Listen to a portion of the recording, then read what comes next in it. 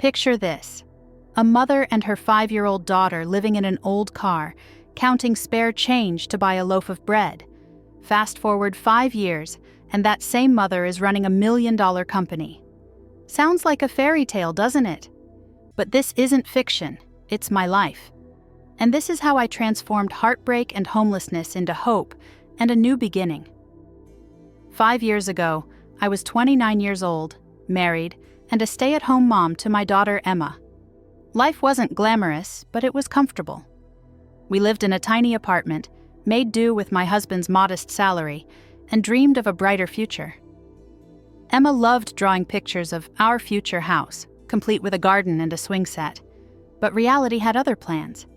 It started as a regular Thursday evening. My husband came home late, his face unreadable. As we sat down to dinner, he blurted out words that would change my life forever.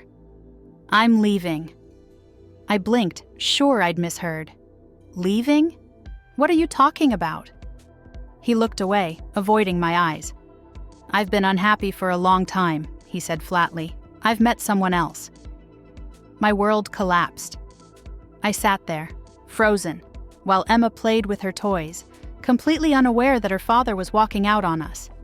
He packed a bag, gave me a hollow apology, and left. The next few days were a blur. I barely ate, barely slept. I kept telling myself he'd come back, that this was just a phase. But as the days turned into weeks, reality set in. He wasn't coming back. Worse, I discovered he'd emptied our bank account before leaving. Suddenly, I was alone, broke, and responsible for a 5-year-old child. Bills started piling up almost immediately.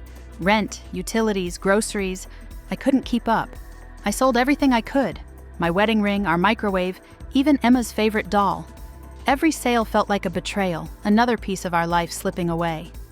I applied for dozens of jobs, but no one wanted to hire a stay-at-home mom with no recent work experience. Each rejection stung more than the last. "Sorry, we're looking for someone with more experience. We'll keep your resume on file." I felt like a failure, not just as a job seeker, but as a mother. The final blow came when the landlord knocked on our door with an eviction notice. I begged for more time, but his answer was cold. "I've got a waiting list of tenants. You need to be out by next week."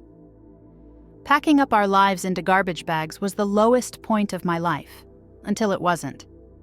For the next 6 months, our car became our home. I parked in church lots and quiet streets, praying no one would notice us. Nights were the hardest. I'd lock the doors and stay awake, listening to every sound, terrified that someone might try to harm us. Emma thought it was an adventure at first. "Are we camping again, Mommy?" she'd ask, her eyes wide with excitement. I forced a smile and said yes, even though my heart broke a little more each time. One night it rained so hard that water started leaking through the car windows. Emma was shivering, her tiny hands clutching her blanket. That was the night I realized we couldn't go on like this. 2 weeks later, Emma got sick. She had a high fever, and I had no money for medicine. I sat in the pharmacy parking lot, counting pennies, praying it would be enough. The cashier's pitying glance as I handed over the change burned into my memory. That night, as Emma slept fitfully in the back seat, I broke down. Tears streamed down my face as I whispered to myself, "I can't do this anymore. This can't be our life." For the first time in months, I felt something other than despair. I felt determination. The next morning, I drove to the library. It was one of the few places where we could stay warm without spending money. As Emma played in the children's section, I sat at a computer, desperately searching for ways to make money. That's when I stumbled across an article titled, "Side Hustles You Can Start Today." One idea caught my eye: handmade jewelry. At first, I dismissed it. I had no experience, no materials, and no time. But something about it stuck with me. That night, I couldn't stop thinking about it. With the last $20 in my wallet, I bought a small jewelry-making kit from a craft store. My hands shook as I opened the package, feeling both excitement and fear. Could this really work? My first pieces were rough, to say the least. Crooked beads, uneven wires, but they were mine. I took photos with my old phone and posted them on a marketplace app. Days went by without a single sale. Then, one morning I got a notification. "You've made a sale!" I couldn't believe it. Someone had actually bought my necklace. That sale gave me the confidence to keep going. I started working late into the night, crafting jewelry by flashlight while Emma slept. Every sale felt like a lifeline, a tiny step towards stability. One day, a customer left a glowing review on my shop. She even posted a photo of herself wearing one of my necklaces on social media. That single post changed everything. Orders started pouring in.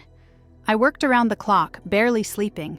Emma helped by sorting beads and packaging orders. It wasn't just a business, it was our survival. Then came the breakthrough moment. A popular influencer discovered my shop and featured my jewelry in a video. Within hours, my sales tripled. I couldn't believe it.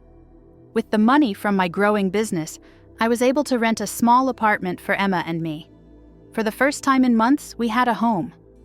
Over the next few years, I grew my business from a side hustle to a full-fledged company. I hired a team, launched my own website, and even started teaching other single moms how to start their own businesses. Today, my company earns over $1 million a year. But more importantly, I've shown Emma and myself that no matter how hard life gets, there's always a way forward. If you're feeling hopeless, know this: you are stronger than you think. Your circumstances don't define you. Your resilience does. Thank you for watching. And please like, comment, and subscribe. I'll see you in the next video with another incredible story of triumph.